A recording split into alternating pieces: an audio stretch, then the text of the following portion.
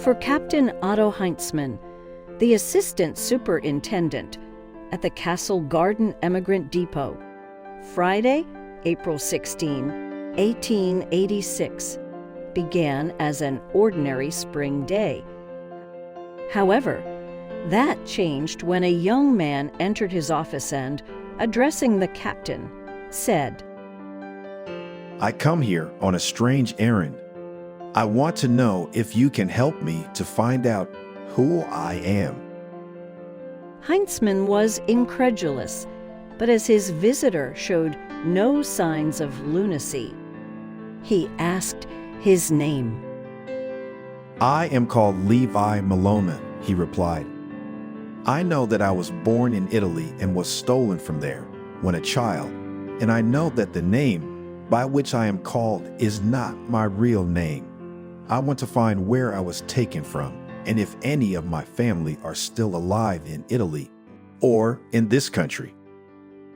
The young man then told the officer his story.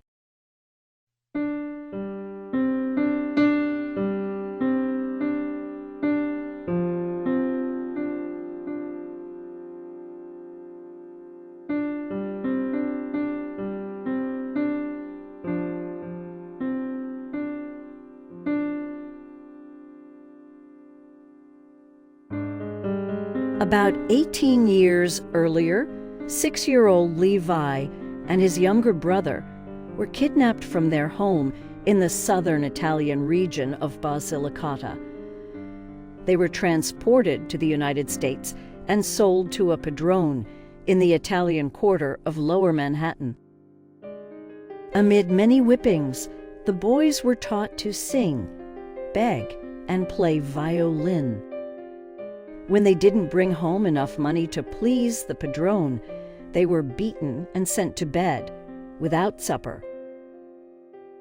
After 2 years of this torture, Levi escaped from his master and fled from the city, leaving his brother behind. The young fugitive tramped through the countryside, finding temporary refuge with kindly strangers. He finally arrived at a small community in the rolling hills of western New York, where he found work as a farmhand. As the years passed, Levi grew to manhood. Yet he never forgot his brother. So he returned to New York City, hoping to find him. Levi's search was fruitless. But his investigation revealed that his captor had been none other than Raffaello di Grazia, the infamous king of the padrones. For years, di Grazia had sold dozens of Italian boys in America. Resolved to stop him, authorities in several countries launched a coordinated surveillance of his movements. On November 1st, 1878, the Italian consul at La Havre telegrammed New York Society for the Prevention of Cruelty to Children, advising them of di Grazia's imminent arrival on the steamship City of Montreal. On November 17, as he stepped off the vessel, di Grazia was arrested in the company of 6 young captives.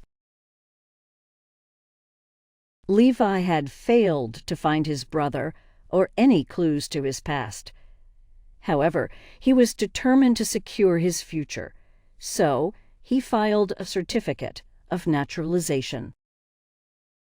In 1890, he married Antoinette Rogers, and soon the couple had a son.